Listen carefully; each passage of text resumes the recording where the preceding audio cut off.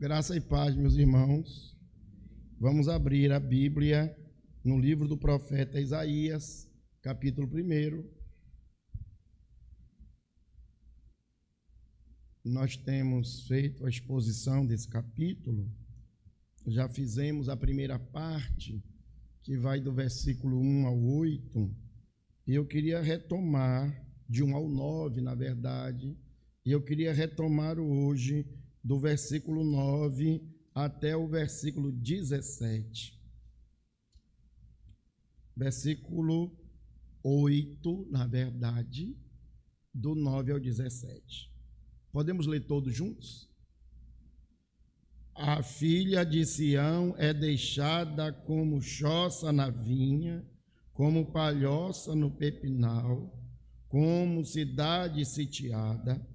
O Senhor dos exércitos não nos tivesse deixado alguns sobreviventes, já nos teríamos tornado como Sodoma e semelhantes a Gomorra.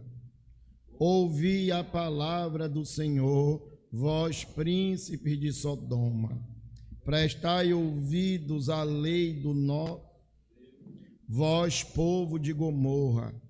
De que me serve a mim a multidão dos vossos sacrifícios, diz o Senhor.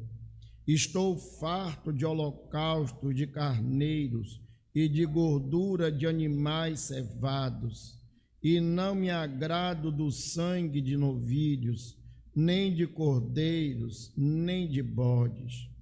Quando vindes comparecer perante mim, quem vos requereu só pisardes nos meus átrios? Não continueis a trazer ofertas vãs. O incenso é para minha abominação, e também as festas da lua nova, os sábados, a convocação das congregações. Não posso suportar a iniquidade associada ao juntamento solene. As vossas festas de lua nova, as vossas solenidades, a minha alma as aborrece, já me são pesadas, estou cansado de as sofrer. Pelo quando estendeis a mão, escondo de vós os olhos. Sim, quando multiplicais as vossas orações, não as ouço, porque as vossas mãos estão cheias de sangue. Lavai-vos, purificai-vos, tirai a maldade dos vossos atos diante dos meus olhos. Cessai de fazer o mal, aprendei a fazer o bem, atendei à justiça, defendei o direito do órfão e pleiteai a causa das viúvas. Amém. Oremos, irmãos, mais uma vez. Senhor nosso Deus e nosso Pai Todo-Poderoso, nós estamos na Tua presença e te pedimos agora, Deus, em nome de Jesus, dá-nos a graça de compreendermos a Tua palavra. Dá-nos a graça, Senhor, de aplicar esta palavra nos nossos corações. Usa o Teu servo, ó Deus, conforme a Tua vontade e fala conosco, em nome de Jesus. Amém. Irmãos, quando eu comecei a expor esse texto, eu dei o título do próprio texto. Os irmãos lembram? E comereis o melhor dessa terra. Podemos dizer esse título de novo? E comereis o melhor dessa terra. Então, hoje nós vamos falar a segunda parte desse sermão. Como é intrigante este texto de Isaías, porque na mensagem passada nós tínhamos falado que Isaías profetizou cerca de 40 anos. Muitas vezes, pastor Cândido, quando nós falamos com Deus em oração, nós esperamos que Deus nos atenda de imediato. Orei agora e eu espero que Deus de imediato me atenda. Mas quantas vezes Deus fala 1, 2, 3, 4, e nós não prestamos atenção ou não atendemos a sua voz? Lembrem que Isaías é um profeta que seu ministério ele foi antes do cativeiro. E o cativeiro só ocorreu porque os irmãos daquela época não ouviram aquilo que Deus tinha falado. Mesmo assim, Deus tem uma paciência longa, ele é longânimo, não querendo que nenhum se perca, mas que todos cheguem ao arrependimento. É o que nos diz o apóstolo Pedro mais tarde. Lembrando que Deus, ao falar, ao advertir, ao anunciar a sua justiça, eu ia falar a palavra castigo, e é castigo mesmo no sentido de justiça. Ao anunciar a sua justiça, o seu castigo, ele é longânimo, ele nos dá a chance de nos arrependermos. Mas no início do capítulo, nós vimos que o povo tinha uma dura cerviz. O povo foi comparado com um jumento que não sabia quem era o seu dono, como um animal que não sabia quem era o dono da sua manjedoura. Nós vimos também que o povo era tão duro que ele era resistente à autoridade divina, em primeiro lugar, e à autoridade humana que tinha sido constituído como autoridade divina, os representantes de Deus na terra. Por isso, aquele povo, irmãos, durante este período de Isaías, e eu estou fazendo um recorte aqui do período do profeta Isaías, durante esses 40 anos, o povo foi insistente, persistente no caminho do mal. Agora, aqui no versículo 8 e 9, aparece uma expressão muito dura. Deus diz assim, ó filha de Sião, a filha de Sião é deixada como uma choça na vinha, abandonada, desprezada, usada, como a palhoça no pepinal, como uma cidade sitiada. Se o Senhor dos exércitos não tivesse deixado alguns sobreviventes, já nos teríamos tornado como Sodoma e Gomorra. Os irmãos lembram de Sodoma e Gomorra? Lembra dessa experiência do Antigo Testamento? Pastor Paulo tem ensinado pela manhã sobre o livro de Gênesis. Os irmãos estão lembrados daquela peregrinação toda, onde Ló, filho de Abraão, o pessoal lembra que Ló não é filho, é sobrinho, né? Mas era um sobrinho tão próximo que o próprio Abraão se sentia como se ele fosse o seu filho. Ló, sobrinho de Abraão, escolheu aquelas planícies de Sodoma e Gomorra, e o pecado tinha se alastrado lá sobremaneira. Pois é isso que o texto está nos dizendo. Deus, na sua excelsa misericórdia, na sua graça, deixou um tal de remanescente. Deixou um grupo, pastor Cândido, que vai manter o seu fiel ao seu evangelho, fiel a essa pregação até o fim. E se não fosse esse grupo, nós seríamos comparados a Sodoma e Gomorra. Então, irmãos, este texto aqui, é importante nós entendermos que não está se referindo ao mundo lá fora. Não está se referindo aos pecadores lá fora. Vamos pensar em Salvador agora? Este texto aqui não está falando de Salvador, não está falando do carnaval, não está falando da festa do Bonfim, não está falando do Lollapalooza lá em São Paulo, não está falando do carnaval no Rio de Janeiro. Este texto aqui está falando do contexto da igreja no Antigo Testamento. E essa igreja, nesta fase, no Antigo Testamento, ela é comparada a Sodoma e Gomorra. Vejam aí, versículo 10. Todo mundo, versículo 10. Ouvi a palavra do Senhor, vós príncipes de Sodoma, prestai ouvidos à lei do nosso Deus, vós povo de Gomorra. Olha que palavra dura, pastor. Vocês crentes, vocês que vão para a igreja, vocês que levam a Bíblia, vocês que conhecem os mandamentos, vocês que cantam lá na época, no sábado, né? Nós aqui no domingo, vocês que cantam, vocês que entregam os dízimos, olha, vocês estão iguaizinhos ao pessoal de Sodoma e de Gomorra.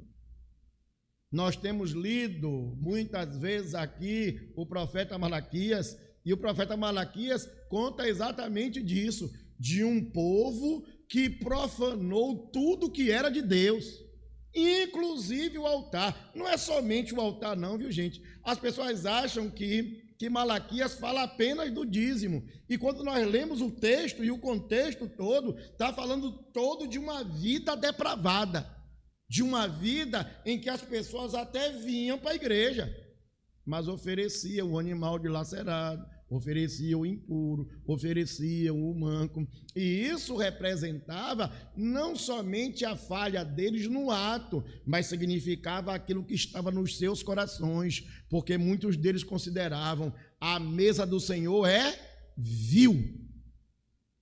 A mesa do Senhor é vil, ela é desprezível, o culto do Senhor é desprezível, aquilo que se oferece nele também pode ser desprezível, e Deus faz uma comparação, lá faz várias, mas há uma comparação ali que eu gosto muito daquele texto, quando Deus diz assim, vem cá, rapaz, se vocês levassem esse animal aí para o governador, para Rui Costa, ou para o presidente Lula, ou para o presidente Bolsonaro, ou quem quer que seja, ou Donald Trump, se você fosse levar aos seus líderes, eles aceitariam essa oferta?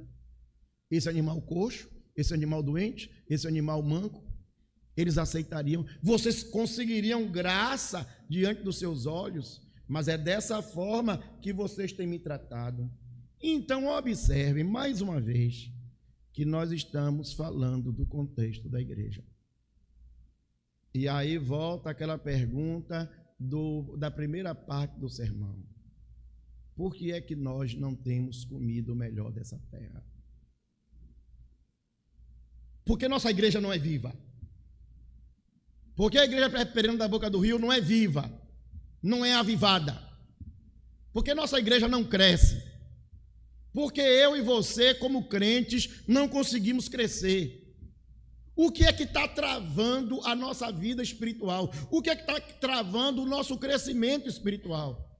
Irmãos, é importante entender e desejar o crescimento numérico. Não é ruim isso, não. Pelo contrário, é salutar. A igreja cresce, a igreja precisa dar frutos naquele sentido de conquistar novas pessoas, novas almas para Jesus. Mas a pergunta é, por que eu, como crente, não cresço? Porque eu, como crente, não consigo avançar? Este texto vai nos dar algumas respostas. Eu não cresço, do versículo 1 ao versículo 15, nos dá algumas respostas. Vamos ver, do 11, do 11 ao 15. 11, todo mundo junto. De que me serve a mim a multidão de vossos sacrifícios, diz o Senhor. Estou farto dos holocaustos de carneiro e da gordura de animais cevados, e não me agrado do sangue de novilhos, nem de cordeiros, nem de bodes. Pronto, para um pouquinho aí. Interessante que este culto é o culto do Antigo Testamento. Eles estão tratando de um culto antes do sacrifício de Cristo. Então, não vamos tentar imitar a liturgia do Antigo Testamento, porque a liturgia do Antigo Testamento, ela foi substituída pelo sacrifício de Cristo. Mas é interessante, irmãos, que aquelas pessoas até estavam fazendo uma liturgia aparentemente correta, usando os elementos aparentemente corretos. Os elementos que estavam ali era o sacrifício, era o holocausto, era a gordura de carneiros, era o sangue de novilhos. Os irmãos lembram disso? Que o sangue era aspergido, que o animal era sacrificado, que o animal era imolado para perdoar os pecados. O sacerdote o fazia oferecendo a Deus pelos pecados dele primeiro e depois pelo povo. Então, não era pela prática da liturgia, porque a liturgia estava certa. Ir para a igreja no domingo, vir para o templo, cantar, louvar, participar, dizimar, são coisas corretas, são coisas boas, mas elas por si só não significa que Deus vai nos abençoar. Nós vamos ver isso no decorrer do texto. Versículos 12, todos juntos. Quando vindes comparecer perante mim, quem vos requereu o só pisardes nos meus átrios? Lembram os irmãos que havia a convocação solene diariamente no tabernáculo antes do rei Salomão e no templo após o rei Salomão, ou a partir de Salomão, havia os momentos de sacrifício no santuário, né? O sacerdote e os levitas estavam ali para a oferta da hora terceira, para a oferta da hora sexta, para a oferta da hora nona. Então, eles compareciam para oferecer os seus sacrifícios. Mas havia uma coisa mais interessante ainda. Havia 3 festas que eram muito concorridas entre os judeus. Os irmãos lembram disso? A festa da Páscoa, a festa de Pentecostes e a festa de Tabernáculos. Essas festas, o povo aceitava, ouvia a convocação solene e se dirigia para Jerusalém, de onde eles estivessem. E aí nós lembramos dos salmos de romagem. Lembra do salmo de romagem? Elevo os meus olhos para os montes, de onde me virá o socorro. Lembra do salmo de romagem? Alegrei-me quando me disseram, vamos à casa do Senhor. Esses salmos representavam aquele momento em que o povo estava indo ao templo para adorar. Versículo 13, todos juntos. Não continueis a trazer ofertas vãs. O incenso para mim é abominação, e também as festas de lua nova, os sábados e as congregações, a convocação das congregações. Não posso suportar iniquidade associada ao juntamento solene. A resposta está aqui, Adriana.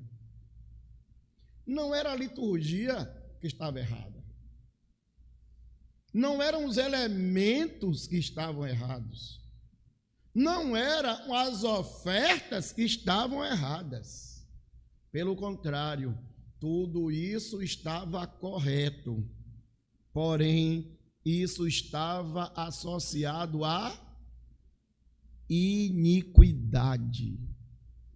Irmãos, Jesus, proferindo o seu sermão da montanha, no capítulo 7, lá no finalzinho do capítulo 7, a partir do versículo 15, de 15 em diante, ele vai nos dar uma advertência contra os falsos profetas. E falando dos falsos profetas, ele diz assim, olha, nem todo que me diz Senhor, Senhor, entrará no reino dos céus. Olha, gente, vamos aplicar isso para a nossa vida hoje, viu? Nem todo mundo que está... Cândido, Anitta.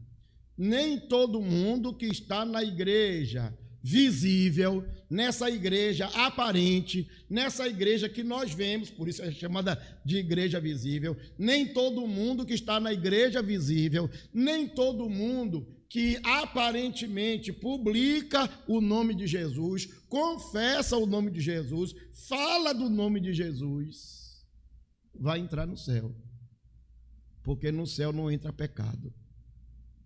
No céu não entra iniquidade. E dentro da igreja, estou repetindo aos irmãos desde o início do sermão, esse sermão aqui não é para ímpio, esse sermão aqui é para crente. Dentro da igreja, algumas pessoas estão vivendo a iniquidade. Foi assim no Antigo Testamento e muitas vezes tem sido assim no Novo Testamento e nos nossos dias. Quando João, cheio do Espírito Santo, escreve o livro de Apocalipse, ele nos dá algumas advertências, porque Cristo mandou que ele escrevesse as 7 cartas às 7 igrejas da Ásia. E uma daquelas cartas, irmãos, é uma carta tão dura, é a mais dura de todas, é a carta de Laodiceia. A Laodiceia, pastor Paulo, Cristo não fez nenhum elogio. É uma igreja que não tinha nada de bom. Muito pelo contrário, ele diz assim, estou rico e abastado, estou bem. Jesus diz assim, eu estou a ponto de vomitar-te da minha boca. Eu estou com nojo de vocês. Eu não suporto. Quando vocês vêm para a igreja, eu fico com nojo, me dá vontade de vomitar. Estou a ponto de vomitar-te da minha boca. E alguém pergunta, o que é que provoca em Deus essa ânsia de vômito? O que é que provoca em Deus essas náuseas? O versículo aqui está dizendo, olhe, o culto não posso suportar a iniquidade associada ao ajuntamento solene. Irmãos, cuidado, porque às vezes nós estamos nos acostumando a nos assustar com aquela iniquidade que é grande, assombrosa, e nos acostumamos com aquela iniquidade que parece já ser doméstica.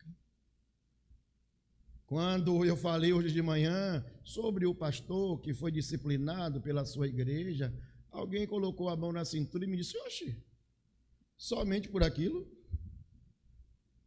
Somente por ser grosseiro? Por ser iracundo? Por perder o controle? O apóstolo Paulo, quando faz lá a lista dos requisitos daquele que é pastor, daquele que é presbítero, daquele que quer ser, daquele que almeja ser, uma das características é que ele seja um homem cordato, um homem temperante, um homem apto para ensinar, um homem que tenha controle de si, um bom testemunho interno e externo. Mas as pessoas estão acostumadas a ouvir os escândalos, dizendo assim, pastor adulterou, pastor roubou, pastor deu tiro, dizer assim, só porque ele se irou, só porque ele se zangou, só porque ele falou grosseiramente com algumas pessoas, só porque ele agia, não é ajava, agia assim todos os dias. Pastor Paulo, quando fala de Moisés, pastor Paulo diz assim, lembra, olha, pai, Moisés, o homem mais paciente do mundo, não entrou na Terra Santa, porque feriu a rocha. Ele perdeu a paciência, Leda. Ele já tinha caminhado com aquele povo o tempo todo, mas ele feriu a rocha.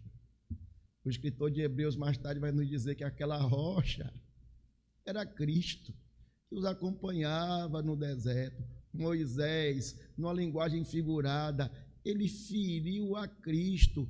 Por quê? Porque se irou. Então, irmãos, nós não podemos nos conformar com a iniquidade.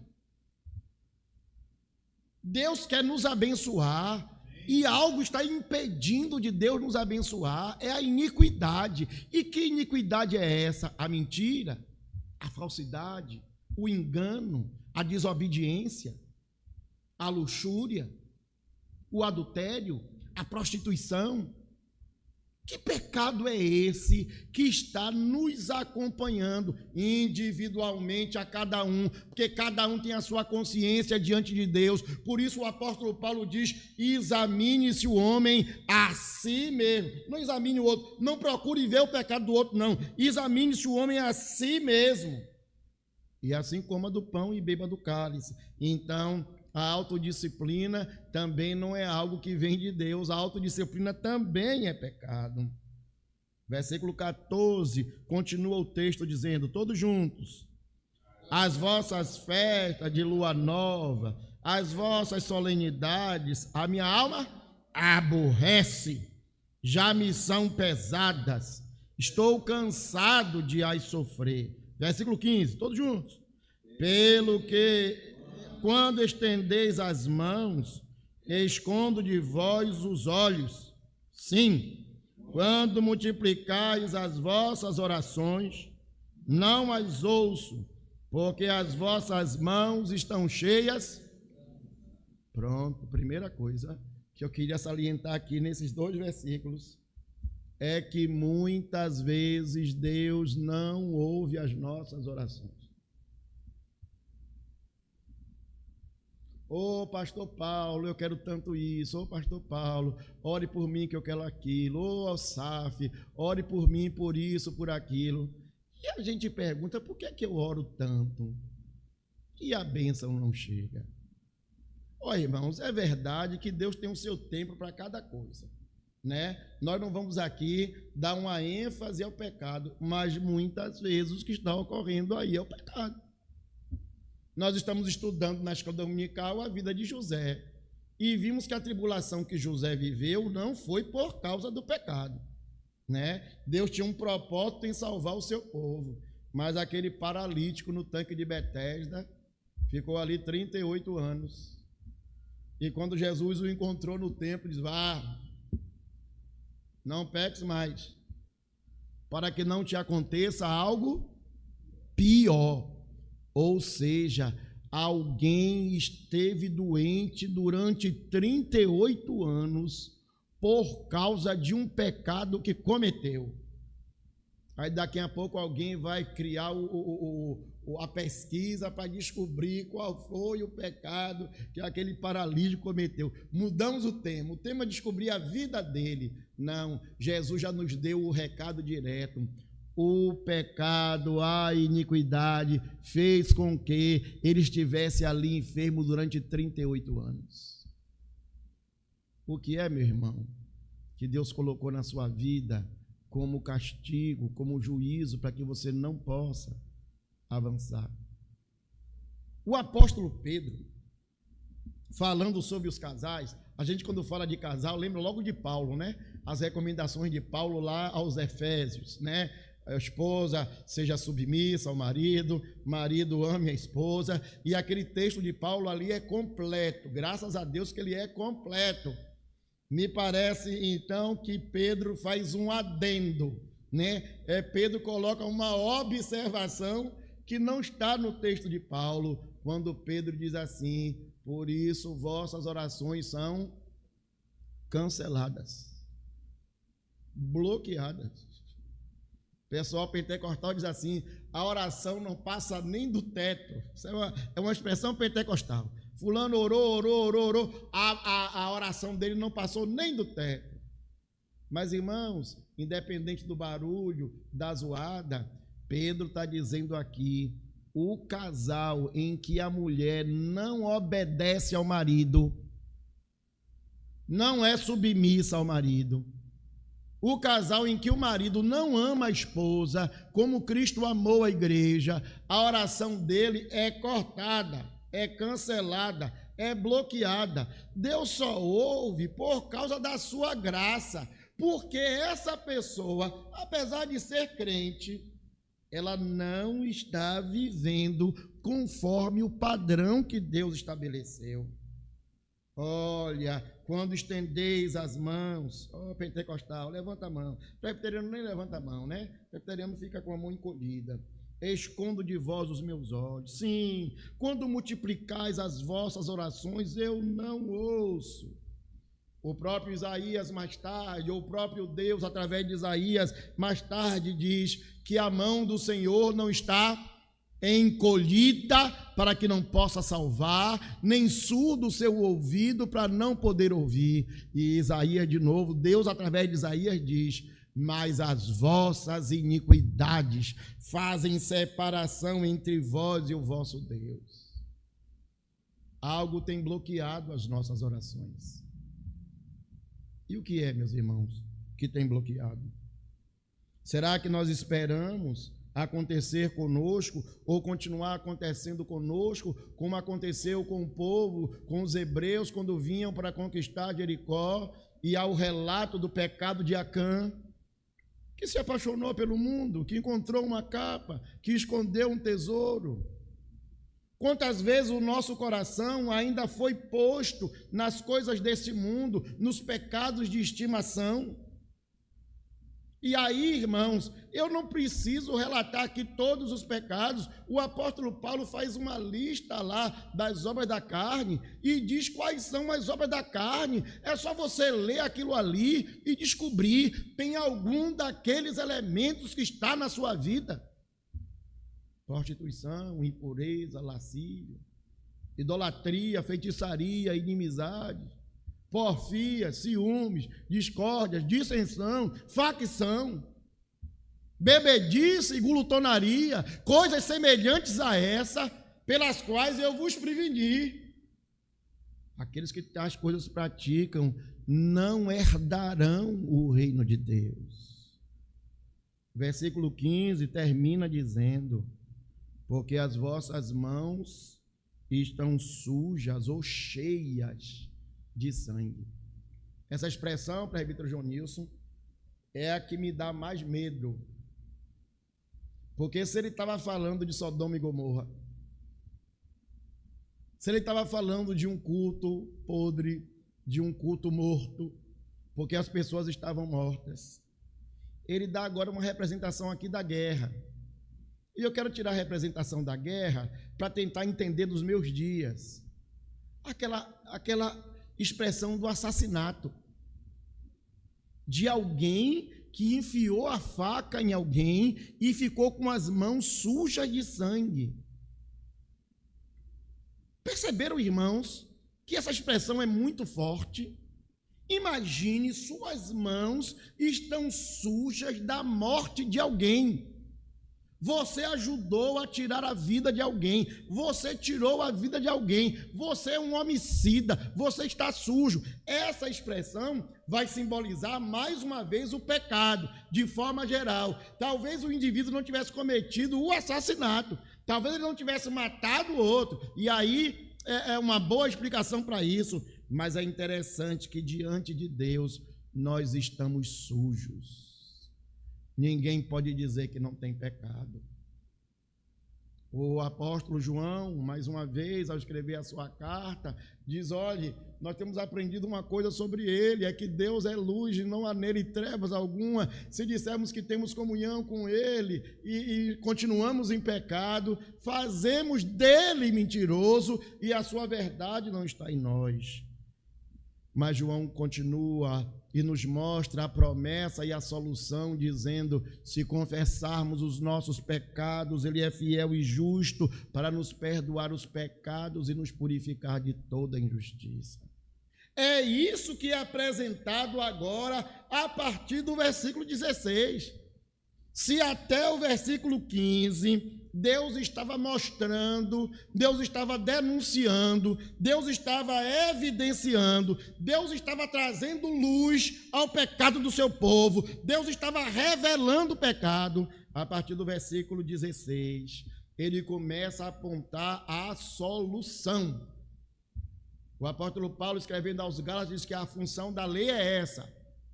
A lei nos mostra o pecado. Não é que a lei seja o pecado, ele vai escrever isso aos Romanos, mas aos Gálatas ele diz assim: a lei nos serviu de aio para nos levar a Cristo, a lei nos mostra que nós somos pecadores, e agora ela vai nos apontar a direção da salvação. Versículo 16, todos juntos: lavai-vos, purificai-vos, tirai a maldade dos vossos atos diante dos meus olhos, cessai de fazer o mal. Quando eu estava lendo esse versículo, eu lembrei logo de presbítero João Nilson. Outro dia ele pregou aqui sobre a roupa, né? Não é a roupa nossa do dia a dia, mas a roupa do crente. Qual é a roupa do crente? O crente tira a roupa do homem velho, o crente se desveste do homem velho, ele tira a roupa daquele homem que se corrompe e ele agora veste a roupa da santidade. Pastor Paulo pregou sobre isso na quinta-feira e pregou sobre isso hoje de manhã. Sem santificação, só essa parte. Sem santificação, ninguém verá o Senhor. Vamos dizer de novo? Sem santificação, ninguém verá o Senhor. Ninguém verá Deus sem a santificação. Significa, irmãos, que nós somos convocados por Deus agora para nos lavar. Não na fonte, não no rio, não na lavanderia, não na piscina. Nós somos convocados por Deus para nos lavar com o sangue daquele que pode nos purificar de todo pecado. Filhinhos, não pequeis. Se todavia alguém pecar, nós temos um advogado diante do Pai, Jesus Cristo, o justo. Ele é a propiciação pelos nossos pecados. E aí, Leda, a palavra interessante nessa propiciação, João está dizendo assim, ó, aqueles sacrifícios que eram oferecidos no Antigo Testamento e o sangue que era derramado na tampa da arca. Jesus é esse próprio ato. Ele é o sacrifício, ele é o sacerdote, ele é a arca, ele é o templo, ele que é capaz de nos purificar. É Cristo quem purifica. É Cristo que tira a roupa velha e nos dá uma roupa nova, uma roupa limpa. E o Apocalipse, João está vendo uma multidão e o anjo dá aquela cutucada assim, diz assim, quem são esses aí diante do trono com as vestiduras brancas? João diz, eu não sei não. Quem é? Me diga aí. E o anjo lhe responde, esses são aqueles que lavaram as suas vestiduras no sangue do Cordeiro. Isso lhes deu o direito de assistirem diante do trono de Deus. Aleluia! Lavai-vos, purificai-vos. Meu irmão, minha irmã, você que está ouvindo em casa, aqui agora é um convite de Deus. Não somente uma advertência, mas um convite. Não somente um convite, mas uma convocação. Lavai-vos, purificai-vos, tirai a maldade do vosso coração. Se você ainda não consegue, peça a Deus. Se você ainda está preso, peça a Deus.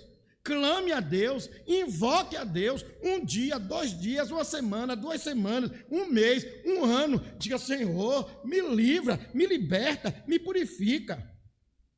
Aprendei a fazer o bem. Oh, glória!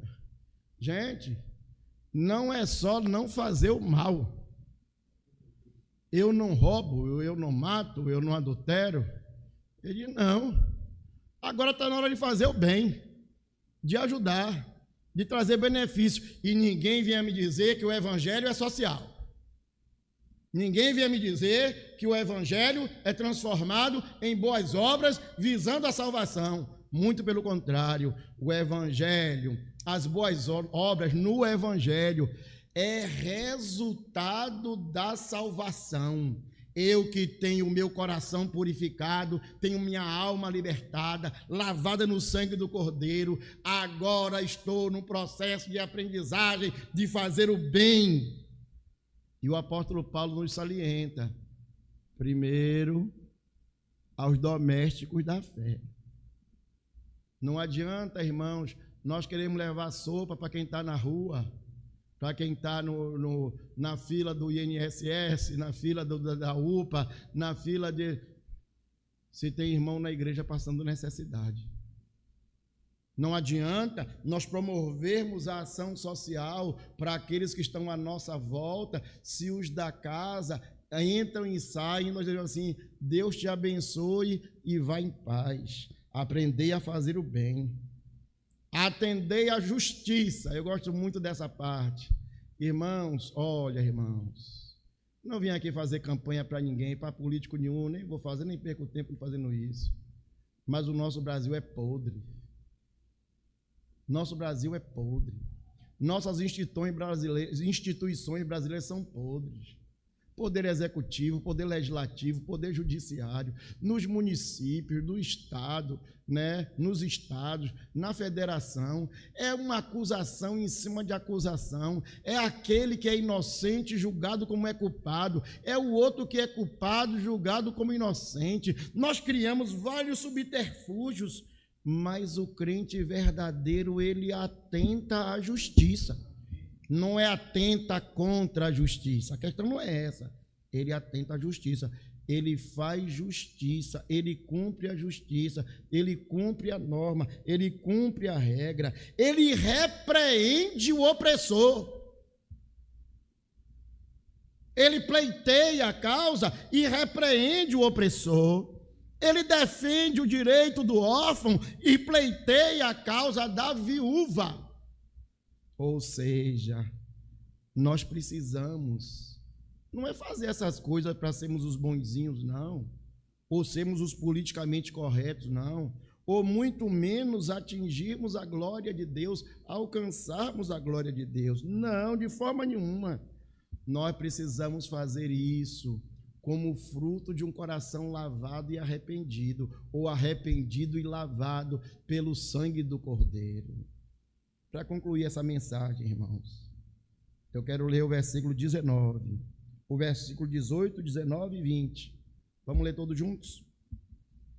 Vinde, pois, arrazoemos, diz o Senhor, ainda que os vossos pecados sejam como escarlata, eles se tornarão brancos como a neve.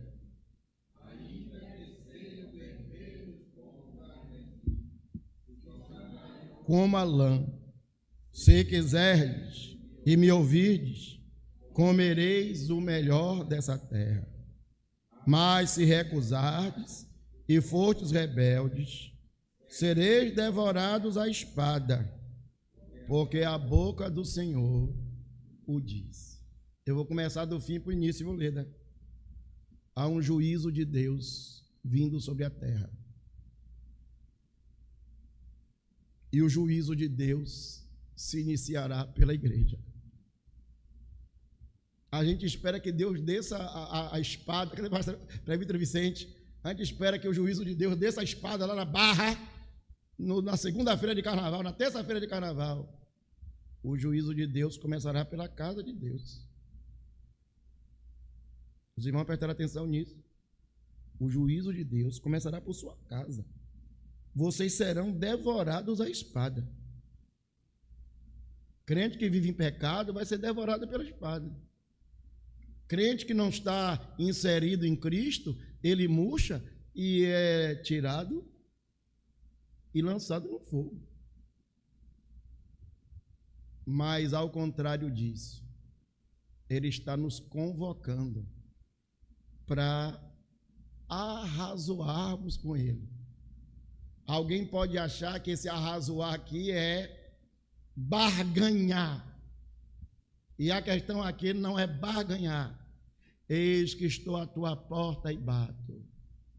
Se alguém ouvir a minha voz, e ouvir a minha voz e abrir a porta, eu entrarei na sua casa, cearei com ele e ele comigo. E isso foi a palavra de Jesus à igreja de Laodiceia. Era uma igreja em que Jesus estava do lado de fora. Alguns crentes hoje, Jesus está dizendo, eu quero entrar, eu quero ceiar com você, eu quero arrazoar com você, eu quero conversar com você, eu quero dialogar com você, eu quero ter comunhão com você.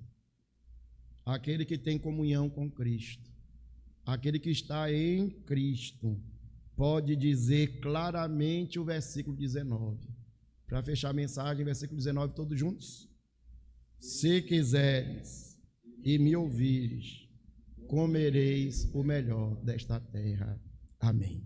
Que Deus nos dê o melhor dessa terra em Cristo Jesus. Pastor Cândido.